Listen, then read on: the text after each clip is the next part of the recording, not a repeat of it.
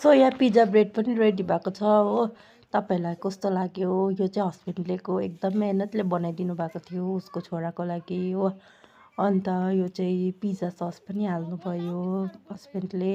First time try गर्नुभएको। So मेरो यहाँ छोरी चाहिँ थियो, यहाँ छोरीले चाहिँ मेरो भात खाँदै थियो हो। अलिकति बिसन्चो भइरहेको थियो ऊ चाहिँ, उसको दाँत निस्केकोले गर्दा खालि। अन्त खानु पनि मानिन उसले हो। यहाँ चाहिँ मेरो हस्बेन्डले चिज भरको भर्दैछ हो। यसरी नै बनाउँदो रहेछ नि त। पिज्जामा चाहिँ आउँदैन र पनि हस्बेन्डले एकदम नानीको डिमान्डमा चाहिँ बनाइदिनु भएको थियो।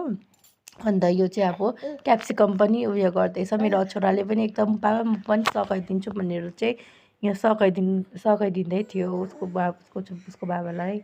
अन्त यसरी नै बनाउँछु। तपाईँहरू कसरी बनाउनुहुन्छ कमेन्ट गर्नुहोस् होला। हामी जति सक्दो यसरी नै बनाउँछु।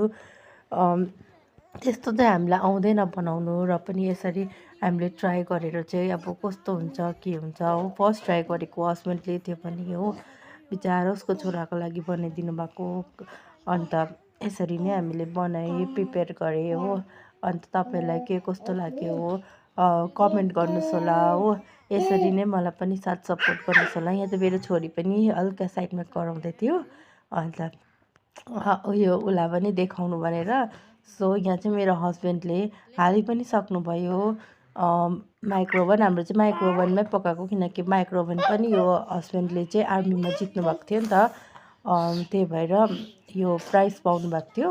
सो हेलो मेरो छोराले हेलो भन्छ। मेरो छोरी यहाँ पर बसेर हेरिरहेको छ हो। अन्त यहाँ चाहिँ माइक्रोओभनमा पनि लगाएँ, पाकेर पनि रेडी भयो। हेर्नुहोस् होला यस्तो भएको छ। अन्त तपाईँहरूलाई के कस्तो लाग्यो मेरो भिडियो लाइक सेयर सब्सक्राइबहरू गरिदिनुहोस् होला मन पऱ्यो भने।